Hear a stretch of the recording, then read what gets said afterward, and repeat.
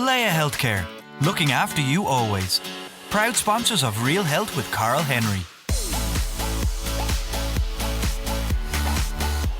Welcome to the latest episode of Real Health with me, Karl Henry, in association with Leia Healthcare. Folks, on this week's show is a top 10 tips episode, how to get motivated, and stay on track over the course of the next couple of months. It's been a real summer this year. In August, so many people were away. It felt like a real holiday season. More alcohol, changes in food, changes in routine means, like so many people who are emailing me at the moment and answering the questions on Instagram, that you've put on weight.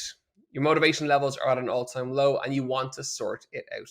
First and foremost, before we get into the tips, this is totally normal. We've been through a phenomenal year and a half, and this summer has really felt like a little bit of normality creeping back in, and it's normal in terms of how we react to that. So don't beat yourself up. That's really, really, really important.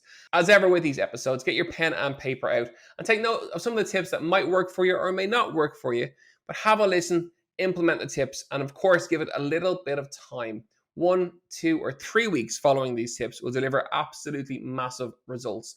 They are not rocket science. They may be simple, but they work. And from 22 years of personal training and working in health and wellness, I know that they work. And these are tips I give to my own clients as well. So get your pen and paper ready and let's get cracking. The very first tip is to stop and reflect. The hardest thing of all to do is to stop and reflect on where you are at now in terms of your health and in terms of your wellness. Life is busy. Kids are back in school. Potentially people are back in work in offices, and it's a very scary world out there. When it comes to your health, to stop, take a pen, paper, and reflect upon where your health is at now. Are you happy with it? Are you not happy with it? What would you change? How would you change it? What worked in the past? What didn't work? That reflection piece, pull some experience from your own self about your own health. You'll know your body better than anybody else. So trying to find out what worked for you and what didn't work for you will save you money and time in the future in terms of looking forward and making those changes that you want to make. So reflect upon that. How do you feel on a scale of 1 to 10? How are your energy levels? How's your sleep? How's your confidence? All impacts your health. All of those different things. People think health is all about weight. It's not. And reflecting upon in those different areas how you feel now, and then how do you want to feel? Where do you want to bring that number to? Gives you a clear, identifiable goal to work towards. And that's really, really important. People don't do it because it's scary. But it's important because where are you going to start? Where do you want to get to? And then we'll identify how you're going to get there. So start with that. Remember, confidence, energy levels, sleep, health, relationships, whatever is impacting your health, rate from 1 to 10 where you're at now, and then where you want to go. And let's work at how you're going to get there. Just like if you want to run a marathon, you build a plan over the course of 16 or 20 weeks. You break that plan down into week by week, run by run. And guess what? You run that marathon after 16 or 20 weeks, whatever the training plan is. Wellness is exactly the same. You need to look at where you're at, look at where you want to go, and put stepping stones in place to help yourself get there. And it's that simple. Okay. Tip number 2, we've used it before, and it's really important to bring it back up actually because people forget about it. And that's creating a vision board. So for example, this is my office. This is where I work from. We are back in studio at some stage over the course of the next couple of months. So you'll see us back in the independent offices on Talbot Street. But for now, this is my studio. This is my home. I've got a vision board over here in the corner with goals, images of goals and targets that I want to achieve or that I want to do. And it's something I've used all over the course of my career in terms of work and reasons to work, but also in terms of health and reasons to, or things that I want to work towards. Marathons, Ironman triathlons, ultra marathons. On a work level, it was always cars. I'm a car geek. So having that vision board and seeing those things on a constant basis, even subconsciously, helps you to work towards them. So it might sound a bit scary, but it's not. It's very simple. It's just a board with photographs, text, words, images of things that you want to work towards. So for example, brides are fantastic for this because in their mind, on their vision board is walking down the aisle on that big day.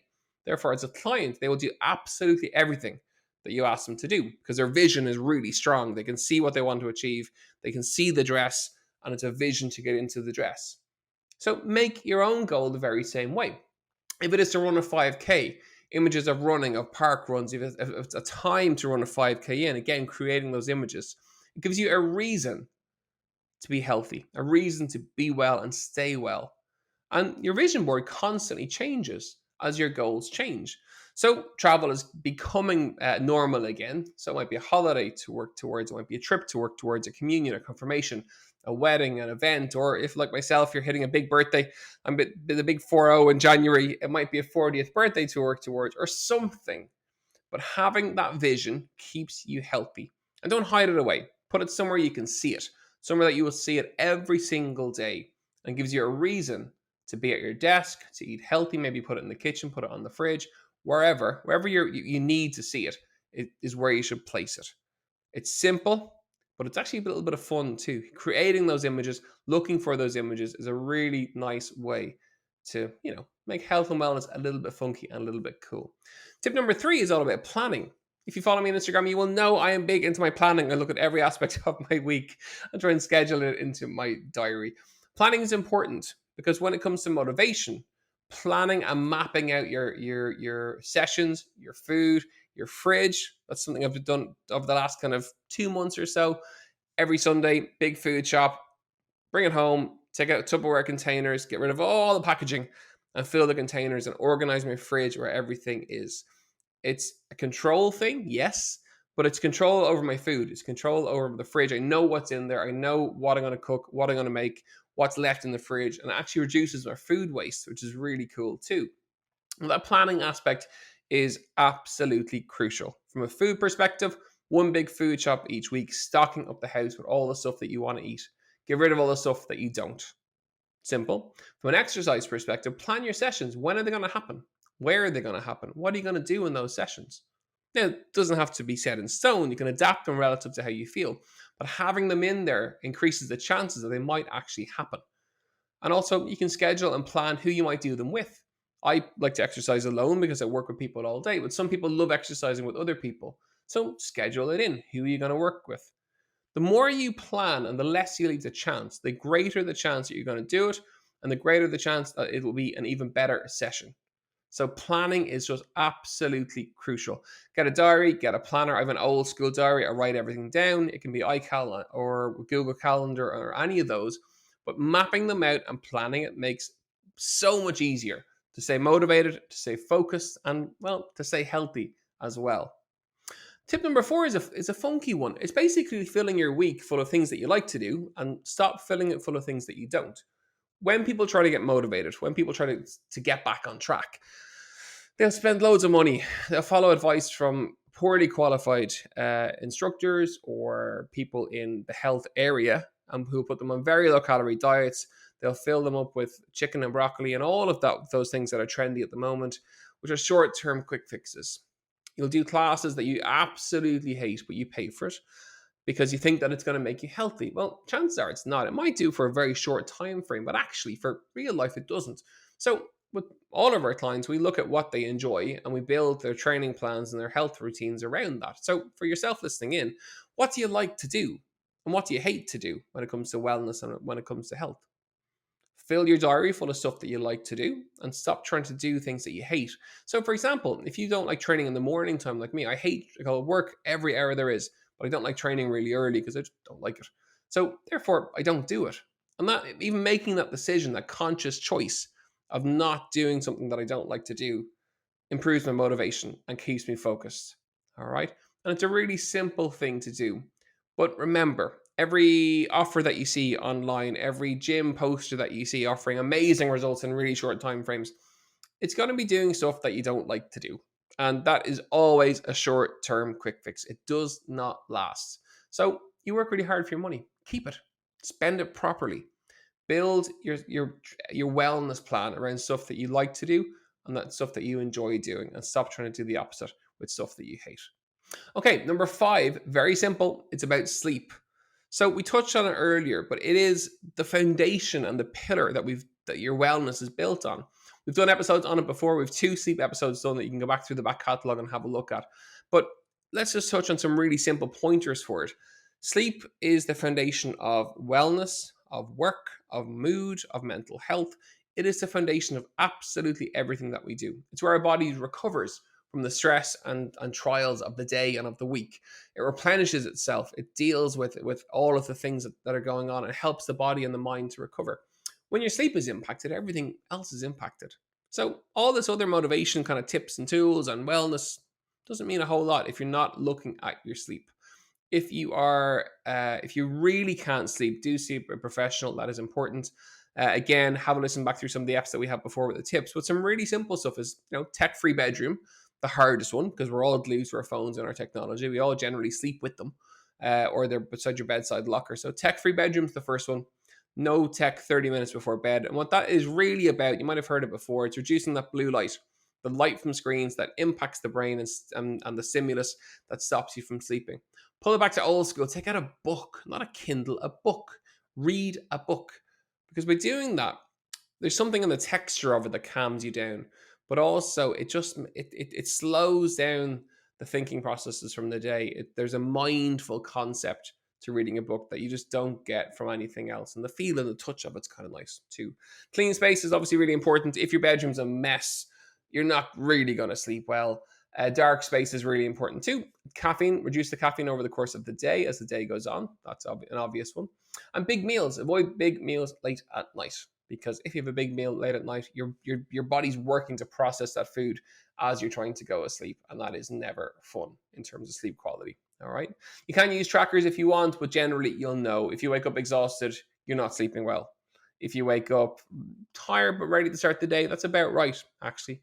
You will hear people talking about waking up feeling refreshed and wonderful.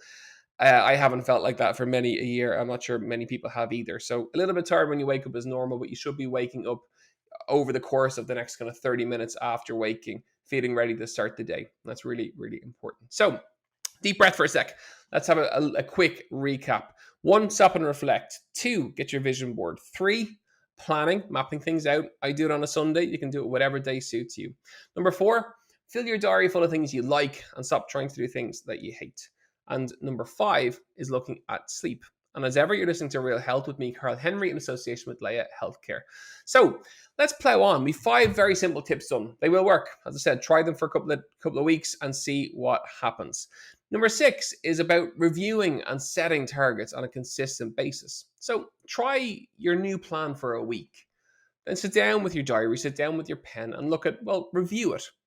What worked this week? What didn't work this week? This may sound like a lot of work, but actually it's not. You'll know pretty quickly the things that worked for you. Did your timing of your sessions work? Were you trying to squeeze too much in, do too much? Eating too late at night, eating too early, and being really hungry? Just have a look and see, well, those are the things that worked really, really, really well. And those are the things that really didn't do it for me, that really didn't work, or that I found difficult. And then use those as kind of, review tools going forward to plan out the next week. In terms of staying motivated, so what reduced your motivation? What increased your motivation? And finding what works for you helps to keep you motivated. Sounds simple, but no one does it. People plow on from week to week to week, resetting every Monday because Monday's a new day. And yes, it is. But they don't do the background work. They don't look at what worked and what didn't work. Again, with personal training, if you train with me, every session we'll chat through, how was your week? What did you nail? What really worked for you? What didn't work for you? And then I use that to formulate what advice you're going to get going forward, because, well, that's what we need to know, as opposed to doing the same thing, making the same mistakes over and over and over again. There's no crack there whatsoever. And actually, in terms of motivation, you're going to reduce your motivation levels because you're just not going to be motivated, because after a couple of weeks, you're sick of the roundabout way of doing things and you just stop getting back on track because, it doesn't work. It doesn't work because you haven't analyzed it and you haven't put the work in to see why I'm falling off the wagon, what is working and what isn't working. Does that make sense? Okay, I hope so. Next up, number 7 is effort level. Quirky one for motivation in terms of a tip, but actually, it's really important. So the effort level will relate to the results that you get. Chances are sometimes people exercise too easily. They're not working hard enough to get the benefits. Okay, so if we go out for a run together and we're chatting like this, if we take the Real Health team are going to go for a run when I go back into Talbot Street, we're going to run from the Independent House up O'Connell Street, back around and back to Independent House. While we're doing that run, if I'm chatting to that team and they're chatting back like this, So the effort level is like this. It's really, really, really low. We're just chatting about what we're going to do and the shows that we're going to make. By the way, all my team in the background are going mad. They're saying they're not going to do it, but they will. If they're chatting like this is not effort level. We're working, we're chatting, we're socializing. But actually, in terms of benefits, we're not getting the benefit from the exercise. Therefore, motivation levels are going to reduce because after a couple of days or weeks, we're not going to see an improvement. And by not seeing the improvement, you're demotivated. So just work harder, push your body a little bit harder to get better results quicker. And therefore, your motivation levels increase. Sounds like a strange shit, but actually, when you think about it, it makes loads of sense. Effort levels equals results. Picking it too easy equals, well, no results. And in terms of being motivated, you want to see change. And that's really, really important too. That brings me to tip number 8, which is around measurement. So if you don't measure something, you don't know how you're progressing. And in terms of staying motivated, well, chances are if you don't measure and you don't see your progress, you're not going to stay motivated. Simple. What do you measure? Whatever you want. Sounds like a flat politician's answer, but actually it's not. It's true. In terms of measuring, it can be weight. If you want to measure weight, amazing. Weight is becoming almost a word that people are afraid to talk about, which I think is really sad. Weight doesn't.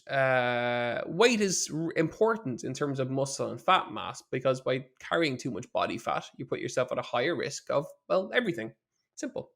So by knowing your weight and knowing your fat mass, you know your risk levels. And using that as a benchmark to improve your wellness is a really good thing because, well, you're reducing your body fat, reducing your chances of illness or being sick, and that's a really good thing. So from a weight perspective, knowing your weight can be important and it can be helpful. And if that's your motivator, great, knock yourself out. Get a really good scales. Why Things are the brand that we recommend. I have no affiliation with them. It's just we use them with our clients, and they're really good because they get muscle and fat readings and that are reasonably accurate. And it is important to know how much muscle and how much fat that you have. You can measure your 5K run time, your 1 mile walk time, your walk to the shops time, how long does it take you to run up and down the stairs. Your waistline is a really good one because, again, it's important in terms of health. High waistlines, high risk. Low waistlines, lower risk. What should be high and low? 40 for most people is a really good benchmark. The RDAs from government and from the WHO are lower. They're way lower, and actually I think they're probably too low. 40 is from a kind of science and medicine perspective, the risk number for most people. Above 40 inches, high risk. Below 40 inches, and you're that little bit safer. If you're a rugby player for the Irish rugby team, you're a little bit different. So that doesn't quite apply to you. But for most people, it's a good indicator. Where is your waistline? We use belly button as an indicator because you can't hide it. It's just there. You can't shimmy it up or shimmy it down. It's just, to take a tape measure around your waistline and meet at your belly button and hold. And breathe normally. That's important too. But that's a really good measure as well. You can measure your resting heart rate. You can measure your sleep. You can measure loads of stuff. But again, it's got to work for you. It's got to be the measurement that means something to you. So what means something for one person may not mean something for another person. Might be energy levels, a fantastic motivator. How do you measure that? It's a little bit trickier because, you can't really do it. But that's down to how you feel, reading your body and reading your energy levels and just kind of rating them out of 10 over the course of a couple of weeks. You should see that rating begin to improve. All right. Tip number 9 is, we mentioned it before, and I bring it back up because it's just so important and it's so beneficial and it's free, but so many people don't do it. And that is that from a motivation perspective, surround yourself with more happy, positive, empowered, motivated people, and surround yourself with less unmotivated, negative people. Simple. Those who are motivated and healthier than you are, or are as healthy as you attain to be, rubs off on you. You'll hang out with them. You might go to restaurants where they eat. You might go and do activities that they do. My classic analogy has always been that if your friends go to the pub Saturday and Sunday, I run past bars all the time full of people hanging out all day. Personally, couldn't think of that worse, but that's neither here nor there. But my point is, if that's your social network, that's where you're going to hang out. That's where you're going to spend your weekends. So that's going to affect your motivation and that's going to affect your wellness. If your friends go hill walking over a weekend, they might go for one in the pub on the way home. That's different. It's healthier. And it creates that healthy, positive network that you're looking to do. So I would say, look at your network. Where do you spend your time? Whether it's in work, whether it's socializing or whatever. The key thing is that we surround ourselves with people that we want to be like. I've done it all through my career. I still do it in terms of people that I train with because it's really important to me because I feel good from it. And we all have people in our lives that we feel better when we meet them or work with them. And you want to surround yourself with more of them and less of the people who drain you or pull the energy from you. And yes, it can be difficult, but actually, it's a really important thing when it comes to motivation. If someone's trying to pull you back on the couch when you go out for a run every night and fill you full of chips and burgers and crisps and chocolate, well, a word for that, which is called feeder. But two, it's poor for your motivation. It's not good for your health. And the person is not enabling you to be healthier. They're disabling you to be healthier. And you want to reduce those people in your lives. That's what I'm saying. Sounds a bit extreme, but actually it's really important when it comes to health. Finally, my final tip is about being kind to yourself. I think we've all learned that over the course of the last year and a half. It's not about perfection. It's not about nailing it every single day and every single. People do that. And actually, less people do that than you think they do. All the Instagram crew who are posting their perfect lives and perfect pictures and perfect bodies, it's all bullshit. It's all fake. Let's be honest. And the key thing there is it's important because people look at that and then feel bad because their lives aren't like that. And I do that myself sometimes when I'm following some accounts. And the first thing I do when I feel like that is I unfollow the account because it's making me feel bad about myself that I can't go out and run that fast or that far. But then they haven't got my life. And plus, it's not what they posted is the best looking version of what they've tried to do. So my point there is be kind to yourself. It's not about perfection. It's about being good enough each day and being the best that you can each day. And on some days, that best is amazing. And on some days, that best is only okay. But that's perfect. That's cool too, because you're doing your best. And I think if we take nothing else from the last year and a half, it's about that. It's about doing your best on a daily basis as best you can. Because we're all individual, we're all different, we're not robots. And there's a lot going on in terms of mental wellness, in terms of physical wellness, in terms of emotional wellness, and in terms of life in general. And the uncertainty that we're now facing is actually triggering, and we're going to do an episode on it in a couple of weeks, is actually triggering a whole kind of post-pandemic anxiety because, oh, what happens now? So my point is, you're listening to this episode because you want to get motivated. My point is, motivation comes from just doing your best each day, each week, and doing the very best that you can. It's like when doing your leaving cert, that once you can stand over it, I did my best. What does it matter if you got 400 points or 600 points or 625 points, which now exists, which is a thing. Once you've done your best, that's all we can ask. So for yourself, in terms of your motivation, apply that. Do your best, and you can't do any more. So 10 simple tips. Try them for 7 days, 14 days, 21 days, and just watch what happens. I'm 22 years doing what I do. I absolutely love it. I learn every week, every day, every client, every podcast, every guest. These are my top 10. They work. They may be simple. They may require a little bit of work, but they will work. So apply them, get motivated, get focused, get your vision board sorted, and off you go. As ever, you've been listening to Real Health with me, Karl Henry, in association with Leia Healthcare. I really hope you enjoyed today's episode. You know where we are, realhealth@independent.ie, at Karl Henry PT on Twitter and on Instagram. And we've got lots more lovely episodes coming over the course of the next couple of weeks. Have a wonderful week, and we'll see you soon. Slán go fóill. Leia Healthcare, looking after you always. Proud sponsors of Real Health with Karl Henry.